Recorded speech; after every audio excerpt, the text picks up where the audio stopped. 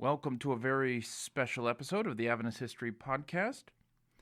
Let me begin by saying that I consult a lot of resources as I research each episode. Yes, I do research. Stop laughing. Anyway, this episode is special because I get to talk about one of the books I've read for research. It's called Protest in Progress, Black Seventh-day Adventist Leadership and the Push for Parity. It's by Calvin Rock, but more on him in a minute. Andrews University Press, which published the book, has graciously sponsored this episode, so shout out to AU Press. And they wanted me to talk about this book, which I'm genuinely happy to do. Now, full disclosure, while AU Press is sponsoring this episode, my opinions in this episode are my opinions, okay? They're not making me say anything, and if I say anything stupid, please don't blame them for that. Now, the reason why I'm happy to talk about Protest in Progress is the fact that it touches on a history most Adventists aren't aware of. Many of you probably know that in America, Adventists have a layer of church structure called regional conferences. They were made by and for Black Adventists. Now, I know plenty of white Adventists who are embarrassed by this open little secret. They say things like, it's the 21st century for crying out loud. How can we still have these regional conferences? Now, when someone asked me, Matthew, what will it take to reunite our conference system? At one point in my life, I would have replied, it will probably take CNN finding out about it and shaming our church until we have the will to reunite, that we may have one conference system. Why? Because it just looks like segregation to people. It looks like we're trying to keep Adventism racially separated. Now, if you go talk to a white state conference official, they will usually throw up their hands and say, it's not our fault. Black Adventists want separate conferences. What can you do? And so, the white Adventist limps home, wishing for the sake of unity in Christ that we could all be one. And if you've been one of those Adventists who've wondered why we have separate conferences, if you felt like you've never gotten a straight answer out of your pastor, then this book is for you. Calvin Rock makes the case for why we need separate conferences. So we're going to dip our toe into the water here. If you are really interested in this subject, if you want to have more than just a useful knowledge of this topic, then go buy Protest in Progress. I'll even give you a discount at the end of this episode so that you can get it cheaper than you will find it on Amazon. Now, many white Adventists are probably going to get hung up on the word protest. It's hard for us to associate the word protest with church. Now, we know our church isn't perfect, blah, blah, blah, blah, blah, but we cannot imagine protest as the right way to change anything. In many of our minds, the church is the body of Christ, this spiritual, mystical, holy community. But the word protest is anchored in our imaginations by scenes of angry people yelling and marching and people demanding things. So if the word church sounds spiritual and patient, then the word protest seems very human and very impatient. All I will ask of you is that you listen. For some of you, this is a hard history to digest because it's not your history, because it's not the mainstream history you grew up hearing. But the history of Black Seventh-day Adventists is Adventist history. I know some of us prefer sacred history. We want to talk about believers weeping in Bible study, visions in a cornfield, and just-in-time answers to prayer. And if you want that kind of history, then go buy something like Pathways of the Pioneers. It's a dramatized CD set you can get at your local Adventist book center. I love Pathways of the Pioneers. It's great. But if you're listening to this podcast, which I believe you're doing right now, then you'll know that that's not the kind of history we do. Yes, there were answers to prayer in our story. There were miracles in our story. But our story is also about committee meetings and close votes. It's about people praying and then doing the best they can. So if you listen to this podcast, you'll understand Protest in Progress. You'll understand that sometimes change only comes when the powers that be are confronted. This book is about a people who felt they needed to confront church leaders over and over and over through the decades.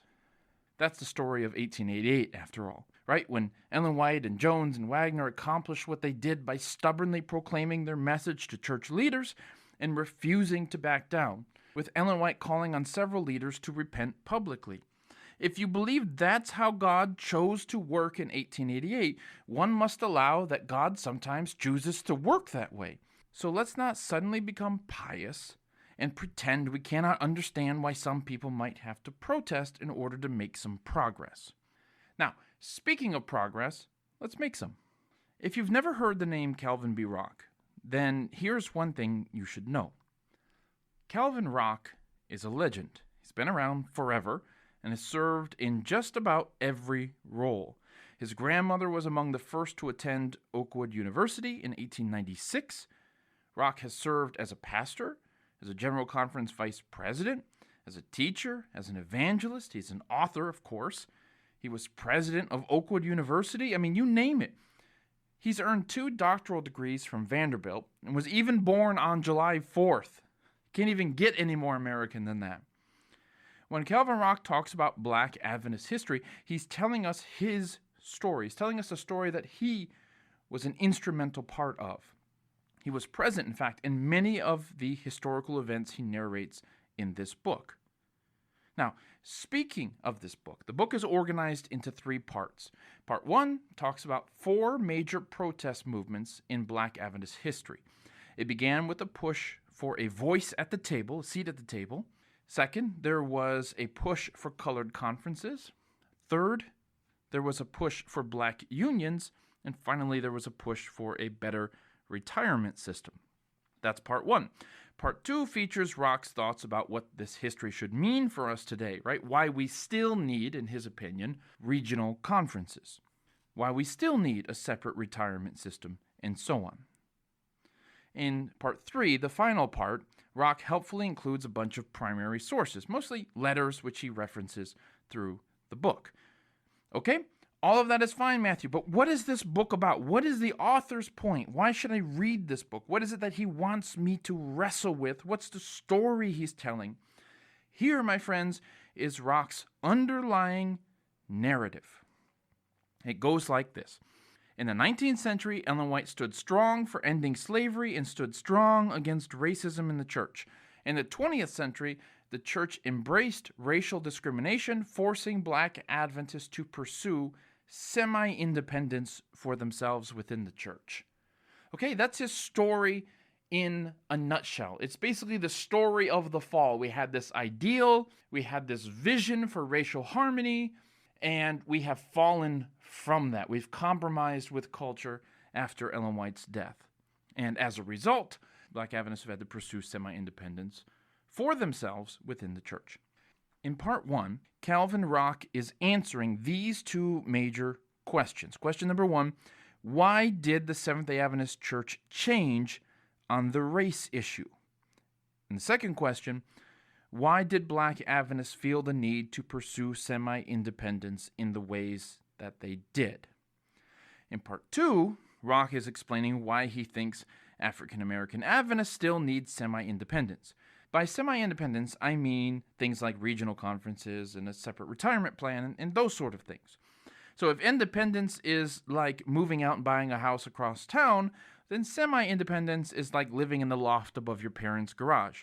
You're still technically living at home, but you can live your own schedule. Anyway, so let's get in. I just want to talk a little bit about Rock's history of Black Adventism and the story that he is telling. I just want to flesh that out a little bit more in this episode, and then we'll wrap it up with some lessons I think that we can walk away with. Okay? So I'm not spoiling the whole book for you. I'm not giving it all away. If you really want the gritty, awesome details, then you're going to have to go get the book. But I want to talk about the story that Rock is talking about in the book, if that makes sense. So here's where I want to begin. Topic sentence. The story of Black Adventism in the 20th century is really about what Ellen White meant. In 1891, Ellen White chastised an Adventist congregation for being racist, The congregation was refusing to let black Adventists worship with them, among other things. Ellen White then, that same year, chastised the General Conference session delegates for looking down on black people. 4 years later, 1895, Ellen White seemed to change. She recognized that you couldn't have blacks and whites worshiping together in a large part of the country because it was dangerous. The ideal was that everyone comes together, but the practical reality meant that both races needed to worship separately. Ellen White said, quote, "Let them understand that this plan is to be followed until the Lord shows us a better way," end quote. So, Ellen White didn't want the practical reality, the plan, to remain the reality forever. She didn't know how long we should keep worshiping separately, keep accommodating the reality of racism in America. She only said that someday the Lord would show us a better way. Now, Rock notes with some wit that this "until the Lord shows us a better way" line came to be interpreted by church leaders as the second coming. Now, that's obviously an exaggeration, okay? But I think you get his point. So, the first protest Rock talks about is this desire for black representation in the church, in church leadership specifically. It's a desire for black pastors and black Adventists and black Bible workers not to be managed by white leaders who know very little about what black people are going through. The Negro Department was created in 1909, of course, we've talked about that, but it was led by white people for its first 10 years. And even when the first black president took the helm of the department, it turns out he wasn't given much power. He couldn't even work at the General Conference headquarters in Washington, D.C. He had to work out of his house in Detroit, where he ended up, as Rock points out, working himself to death. Now, Rock goes on to talk about a protest for colored conferences and a protest for black unions. But all three of these protests are basically the same. It's a desire for a seat at the table. It's a desire to be in the room where it happens. If you've watched Hamilton or listened to Hamilton, this was vital because black Adventists were not allowed at most Adventist hospitals, most Adventist schools, or to be able to worship together in many Adventist churches. Black Adventists were told to go build their own churches and to do so without any authority at the conference or union level, at least at first. And I can only imagine that this was an incredibly painful, incredibly humiliating situation to be in. I can only imagine it felt like being friend-zoned by your own church, like the church wants you but keeps you at arm's length. And then when you talk about leaving the church and hanging out with this other girl, to mix my metaphors, the Adventist girl, the church says, "No, don't you love me? Come on, we have a good thing going on." Sending all these mixed signals, it's confusing, it's frustrating. Now, Rock includes letters at the end of the book of black Adventists applying to go to 2 Adventist universities and being rejected once the schools find out that the applicants are black. And the first of these letters really exemplifies this whole friend zone thing. And if you don't know what it means to be friend zoned, Google it. Anyways, in this first letter, the college president responds with 2 paragraphs. The whole letter is 2 paragraphs. In one paragraph, he says, basically, "Sorry, you never told me you were black. You should have told us that in your application. We don't receive black students at this school." Okay. And then in the other paragraph, the president says, quote, "I am sending you a catalog giving full information in regard to our school," end quote. Wait. So you're sending me a course catalog to see what classes you offer and what degrees you give out, and then also telling me that I cannot attend because I'm black? Except the president never explicitly said that the kid couldn't attend. What he actually said was, and I want to quote this so I get his words precisely. What he actually said was, quote, "It is not our policy generally," end quote, "to receive black students, and that they only educate black students for, quote, some very special reason," end quote. Well, what is that special reason? What is the exception? Is it written down somewhere? No, Because what letters like these do is enable the university to say, we don't ban black people from coming here. There's no policy that says they cannot come. Do you see how this game works? I wrote down in the margin of my book that after Ellen White died, American Adventism lost its social daring. The church became afraid of resisting the cultural racism dominating America. Calvin Rock sums up America at this time when he says that Southern white people didn't care how close black people got to them. I mean, you can still cook our food, watch our children, just don't get too big. Northern whites said, we don't care how big you get, just don't get too close. And I fully believe that white Adventist leaders wanted black people to thrive in the church, okay? But the church as a whole was paralyzed by this fear of being seen to cross the colored line, fear of allowing black Adventists to get too close to the halls of power. Not because the church was racist as a whole, not because we had some dehumanizing view of our black brothers and sisters, but because of how it would look, because of the cultural reaction to placing black people in leadership. We were afraid, like those in the North, of allowing them to get too close. Yet what happened in the decades after Ellen White accepted that practical policy of separate worship is it went from being a practical policy, an expedient policy, to being institutionalized. We've gone from the wisdom of worshiping separately in our churches in the South in 1895, primarily the South, to becoming separate in all of our churches in 1930. That policy in the South in 1895 became having separate hospitals, separate schools. And it's hard to imagine that Ellen White would have supported her policy being taken so far. I mean, at some point, you just feel like you cross a line. At some point, you're not just trying to work around racism in order to get things done, which I kind of get, okay?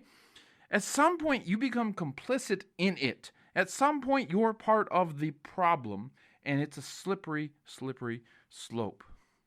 And yet, during these decades, you're going to find article after article in Adventist publications weeping and wailing about worldliness creeping into the church. And by worldliness, of course, the authors of these articles meant things like fashion and entertainment. They never saw the church's fear of racist culture as worldliness creeping into the church. After all, racially segregating cafeterias and bathrooms and drinking fountains isn't a church idea. That idea came from the world and entered the church. We would like to assume that Adventists were all basically anti-racist, but they lived in a racist culture, and so they kind of had to just keep their heads down for a few decades until things changed. But Rock notes an article in the Atlanta Constitution in 1948 with the headline, Adventist Upholds Racial Segregation.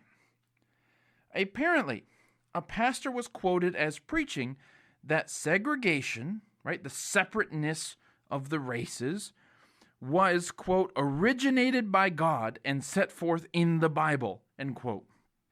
Now, if there was a strong anti-racist culture in the church, I cannot help but think that pastor would be in trouble for saying that publicly. Maybe he wouldn't have been fired, but somebody would have written him a letter, and maybe they did, and we just don't have it. I don't know. It's easy to write off this guy as one bad apple. But when a black journalist tried in vain to find an official Adventist position on the race issue, he found nothing. He found nothing. So what he did was he saw this Adventist preacher preach this, and he said, well, that can't be what that church believes. So he's writing the church leaders, tell me, do you guys affirm what this pastor said? Or is he an aberration? Is he that bad apple? And there was nothing. There was no official policy stating what Adventists believed on the race issue. In fact, we were one of the last churches in this country. Rock points this out. We were one of the last churches in this country to define our position on the issue. Okay, it took us into the 1960s before we formally declared where we stand. In the 1890s, Ellen White articulated an ideal we were trying to get to and a practical policy which we were to adopt in order to get around the roadblocks in our pursuit of the ideal of racial unity, of racial harmony. 50 years after that, the ideal was on life support. Okay, we got to a point where the culture began to move away from racism, away from segregation. Slowly but surely began to move away from these things. And Adventism didn't. Adventism stood stoically and stubbornly by this practical policy, which it had expanded and enlarged based on Ellen White's counsel in 1895. Can you imagine being a black Seventh-day Adventist in those days and reading an editorial in the Review bemoaning how worldly music is corrupting our church? As if music was the salient issue of worldliness in the church. It would seem so surreal, as if the rest of the church, as if the leaders of the church are just living on a completely different planet because they didn't see how much the church had bought into the cultures, into the world's racist ideas. Because they didn't see how the world was starting to believe and behave better than the church. Future General Conference Vice President named Dixon came closest, perhaps, to a moment of awareness of what many a black Adventist must have recognized as a stunning hypocrisy. Dixon wrote an article called, "What is Worldliness?" And it's a good article, okay?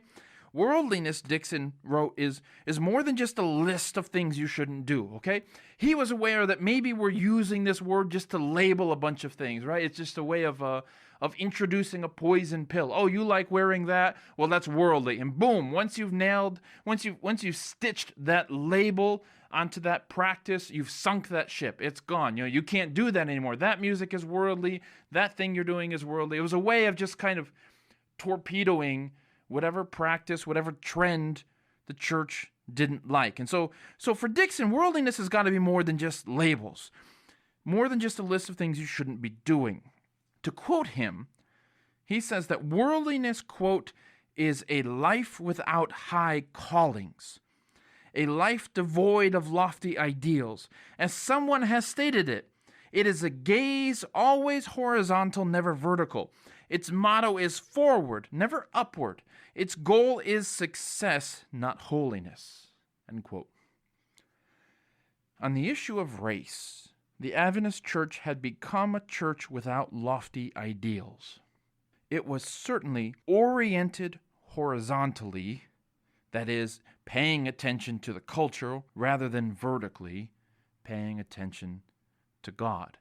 If Ellen White had said, "This is a practical policy until the Lord shows us a better way," then it seems very much like church leaders had stopped asking God to show us a better way. What made it more complicated was that if you were a black Adventist in this era, you were a citizen of two worlds. You had the church you loved, which wanted you but didn't really prioritize you. And then you also had the black community, which transcended denominational lines and often pushed for radical social change for understandable reasons. You may remember from our color line episodes that Lewis Sheaf was a super popular preacher among the black community in Washington, D.C., and that this caused Judson S. Washburn to go crazy because many white Adventists saw speaking at these Sunday churches as spiritually dangerous, right? You still have this kind of apocalyptic mindset that these Sunday churches are someday going to persecute us. They're someday going to oppress us. And when we see some of our own preachers being praised and celebrated in Sunday churches? Well, it must be because you're selling out. So the more you participate in your black community, the more you're seen with radical reformers like Jesse Jackson, the more certain white leaders are going to question your loyalty to Adventism. And within the black community was an increasingly strong desire to evaluate organizations solely in terms of how they evaluate you.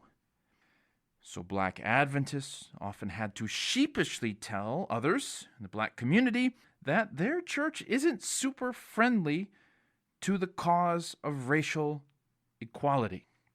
On one of those issues, one of the Adventist black leaders explained to somebody else in the black community, on matters of race, Seventh-day Adventism is retarded. Now, that's not politically correct anymore, okay? But that's the kind of thing a loyal, believing Seventh-day Adventist black person, that's what they would have to explain to their brothers and sisters in the black community, and it was embarrassing. And many in the black community would look to those Adventists and say, why do you still belong to that church? They're the problem, not the solution. So if you're a black Adventist, you're caught in between a church that sometimes questions your loyalty and the black community that sometimes questions your desire for equality, your desire for justice. Two identities, sometimes at odds. And I don't know where there's a good place to say this in this episode, so I'm just going to say it now. I'm a white guy. I am coming at this topic from the outside. So if I tend to oversimplify something, if I overlook something, please forgive me, because this is my Adventist history, but this is not my racial history. This is not a part of that. So I'm coming at this from the outside. I'm trying to learn and do my best to explain this. So if you are a person of color, be patient with me. If I use the wrong words, if I don't perhaps always catch the precise nuance, I'm just trying to tell this story to help others understand. And I think we should also understand all of this that we've just been talking about as the context in which black Adventists asked to form their own conferences. Because with their own conferences, there would be much less conflict between these two identities. They could move pastors as they needed to. They could plan their own evangelism. Okay? They could report to the black community that we have been empowered and entrusted by our own people. And that can be a point of pride. Okay? That can be a point of, I don't mean pride in a bad sense, you understand? But just pride as in we are beloved in our own faith community. We're proud of our church. So understand that as the context for the quest for regional conferences. The quest for, as they called them back then, colored conferences. Now, this road was long. I mentioned it took 10 years before a black person was in charge of the Negro department at the North American Division. It took nearly 40 years before a black person was placed in charge of Oakwood College. 40 years since its founding. And it took nearly 50 years for black conferences to be adopted, since Charles Kinney recommended them in 1889. 1889, guys!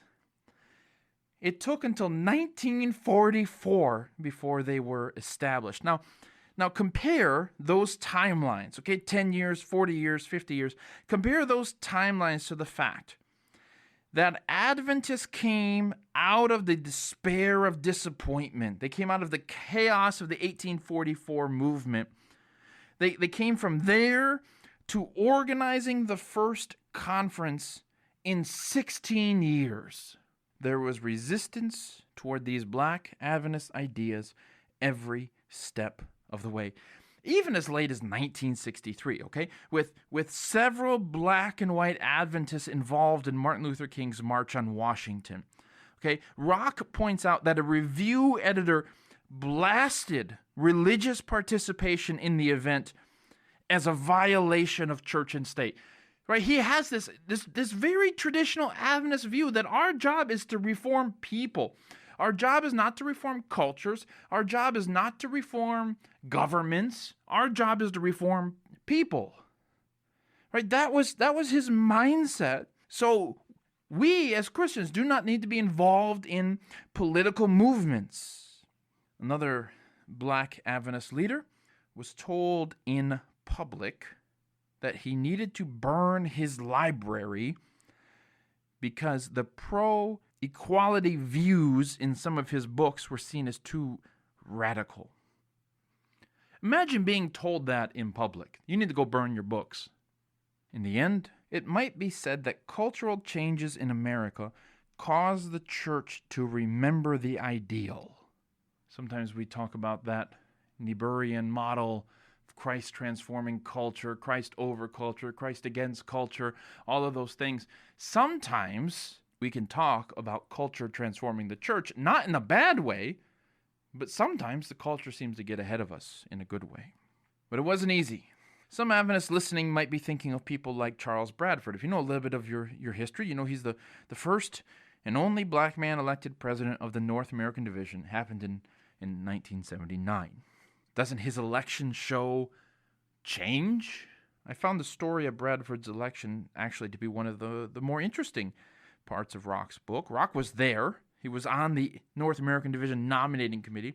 They had 5 candidates to be the next president. 4 of them were white, and then there's Bradford. After all 4 white people either declined to serve or were rejected by the committee, some of the delegates said, then let's start over. Let's get a new short list of people that we're considering. The black delegates, including Rock, said, wait a minute here. What about Bradford? He's still on the list. We can't pass him over without either voting him in or voting him off the list like we did everybody else.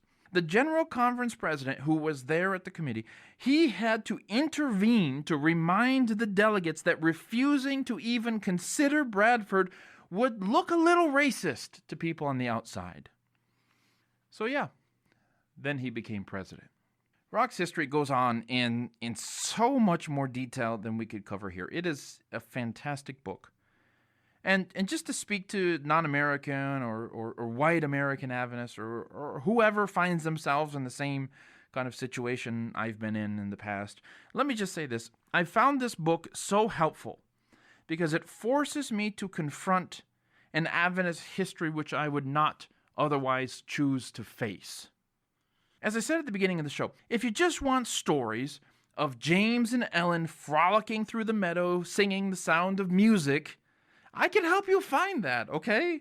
There's a lot of books, there's other resources out there that take that approach, okay? If you think this giant church should just be effortlessly moved by the Spirit, and that there's no place for protest, then I genuinely cannot help you there. Okay, the Gentile believers in Acts had to protest the apostles in order to get a seat at the table. They said, hey, we Gentiles are being left behind, presumably because we're Gentiles, and that's not fair. That's discrimination. I mean, you get like whatever it is, like 4 or 5 chapters into the book of Acts before you have a protest for equality happening in the church. If you think there's no place in the church for that, I don't know how to help you. I mean, Adventists actually call themselves Protestants.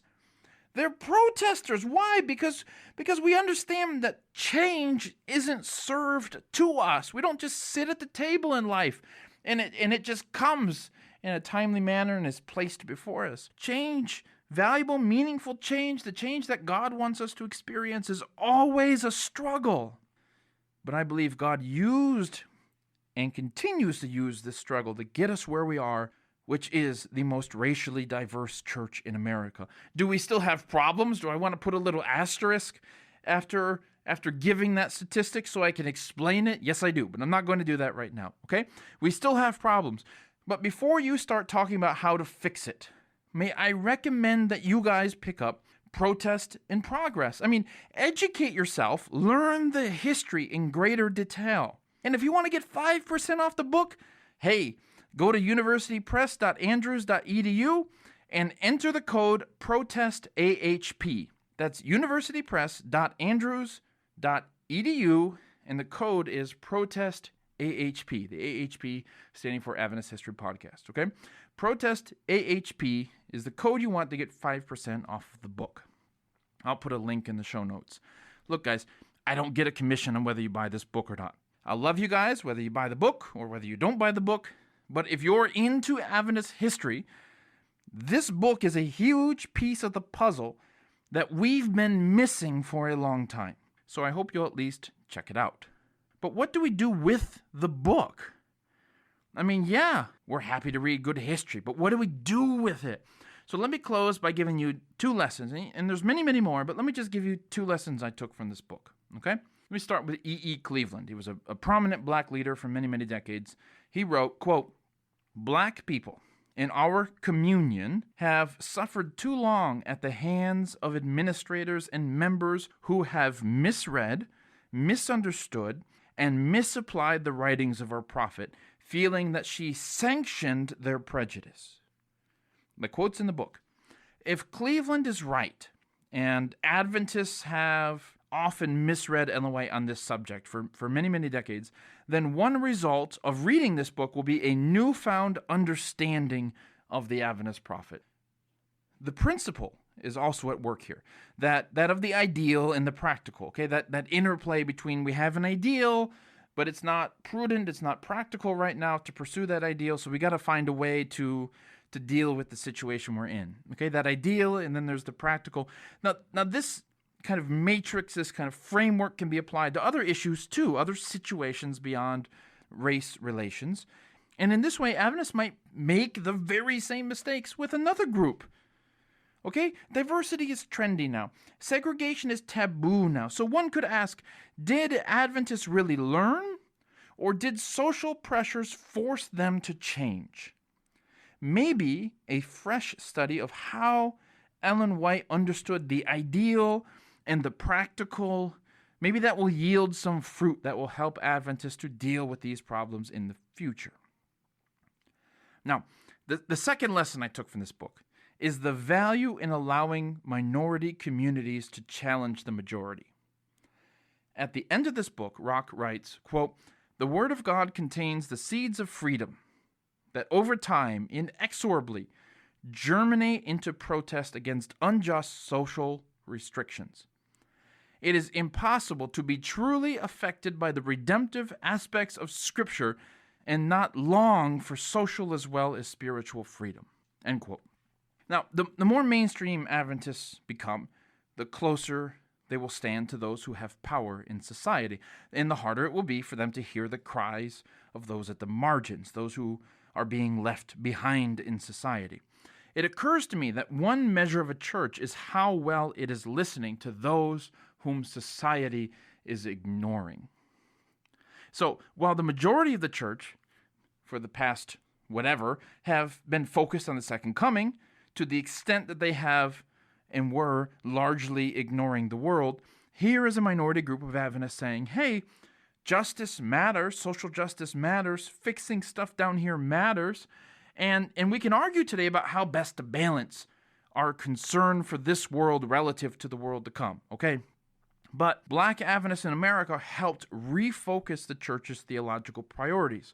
Not that it's wrong to be looking for the second coming. We are Adventists after all, but that our concern for the next world does need to involve some concern for the world which we're in right now. So the church had forgotten that tradition of radical abolition, that tradition of social campaign for temperance, that tradition of a political protest against Sunday laws in the 1800s. We'd forgotten that. And when it comes to race, Black Adventists were told that the church doesn't get involved in politics. But that black protest has been awakening the church to its own history. How far do we go with this? I don't know, but let's at least start a conversation about it. Let's at least look elsewhere to see where we can learn our next lesson from, to see what group within the church has something to teach us. Now, that's where I want to leave it for this episode, okay? That's it for this episode. I could keep going on and on and on and on, but I've got I've got to end it here. I hope you enjoyed it. Let me know on Facebook if you did. Give me a shout out, emoji, a meme. Oh, that'd be fun. We need more Adventist memes. Send me a message. Send me an email. Whatever. Don't forget to go check out the book at universitypress.andrews.edu and hit that rewind button if you want to get the promo code again. I love you guys. Thanks for listening, and we'll talk again soon.